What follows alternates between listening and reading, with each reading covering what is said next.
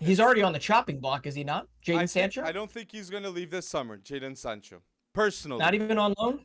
Not on loan too. I think Erik Ten Hag needs a player like Sancho off the bench, minimal. Well, yeah. I'd like to see Garnacho big time stepping up this season for Man United.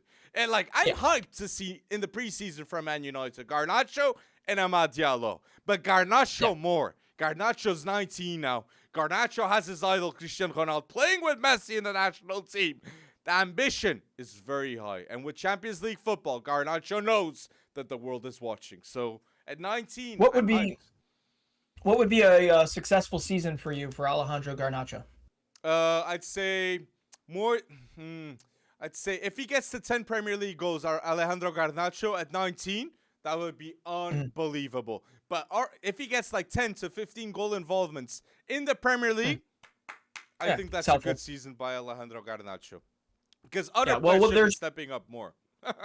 And there is one thing to be said about that top 5 most expensive transfer list you just laid out for us. It's that the Maguire one and the Sancho one in 4 and 5, that likely is going to get rewritten by the end. They'll get kicked out of that top 5 by the end of this particular summer.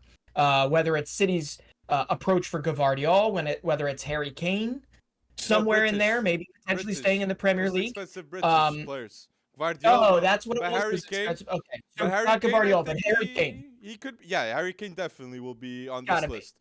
He's got to be. But I think he'll be. But just saying with Man United, Harry Kane is an excellent bridge to say. They need a striker. I understand the new midfield of Man United with Casemiro, Bruno Fernandes, and Mason Mount is great with Eriksen subbed in. But they still need another CDM in case Casemiro doesn't play. And a striker must be the priority. Must be.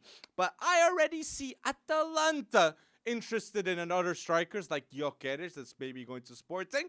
So they must be thinking of a reality without Rasmus Winter Højlund. And I think a Premier League team like Man United is knocking big time for him. So let's wait and see. Just wanted to get positive info. Not for the $80 million price tag that they're throwing on Højlund. No. But we should probably tell people, the Mason Mount signing for Manchester United obviously tells you that they like what he does. They give him a shuttler. They give Manchester United a lot of flexibility in that midfield. I can see Bruno Fernandes and Mason Mount doing good things together. But we also have to remember Erik Ten Hag has been a longtime admirer of Mason Mount. You might recall that 5 years ago Mason Mount was on loan at Vitesse, right? Part of the Chelsea loan army. Erik Ten Hag wanted him then. So this was kind of like I want him, I'm going to get him, I'm going to do what I need to do. And hey, Chelsea, we're willing sellers. But you got to think, at least from a footballing heritage, from an academy player type of situation. I mean, a little tear came to my eye, and I'm not even a Manchester United or a Chelsea supporter per se, knowing that Mason Mount wanted to stay at Chelsea. He wanted to be part of this project, and now he's got to move on. And for them to move on internally, I don't know. Do you think this is going to blow up in Chelsea's face at all? I don't know. When it comes down to seeing Mason Mount ball out for United? He really wanted to stay? Or wasn't he accepted not getting more than $240K a week? But based on the last 6 months of treatment per se, I mean, and the money that's being thrown at the other players that are coming in, there's got to be part of this fan base that say Mason Mount could have been a massive part of this project. It was decided months ago, and maybe due to contract negotiations, I understand that. But hey, United was willing to pay, and I could see him doing phenomenally. And here's the thing. Is it's way too positive, my mindset, in terms of thinking Mason Mount is going to cook under Erik Ten Hag. It's way too positive for me to talk about that right now, that there's got to be some sort of rub here. Like, is it a match made in heaven, right, when it comes down to Mason Mount in that midfield? And I actually hope so for the guy, because I think Mason Mount next to Bruno and Casemiro, with his work rate, I could see him maybe having more than 15 goal involvements in the Premier League. And his best season, I recall he had like 21, 22 goal involvements for Chelsea. So I do think we could see the best version of Mason Mount at Man United. And that's why he's going there. England national team is full of competition. Even a James Maddison's going to Tottenham. Mason Mount has to go bold for Man United to keep his spot as a starter in the English national team. And I think he's going to develop well. And there's another thing, too, that we got to say for Man United. It's De Gea is not extending. De Gea is not staying.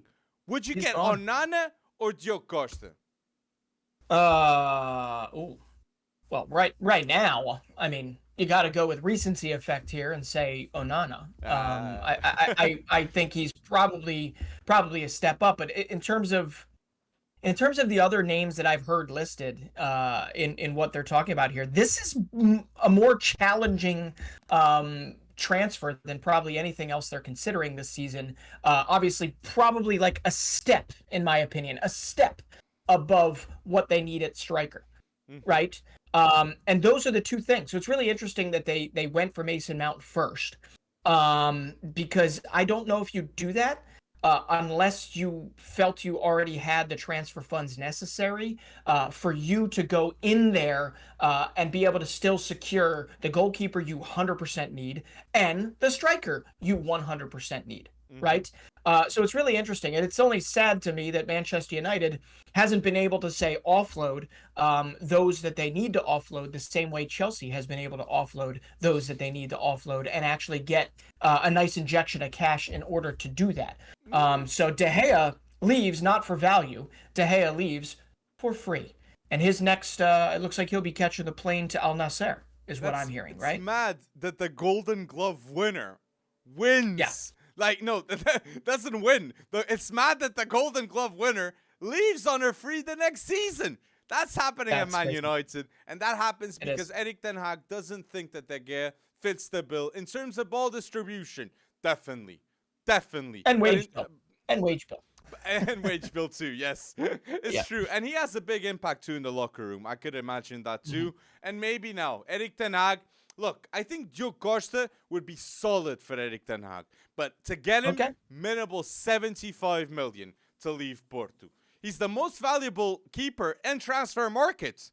That's mad, Diogo Costa, because he starts for Portugal and he was great in the Champions League for Porto.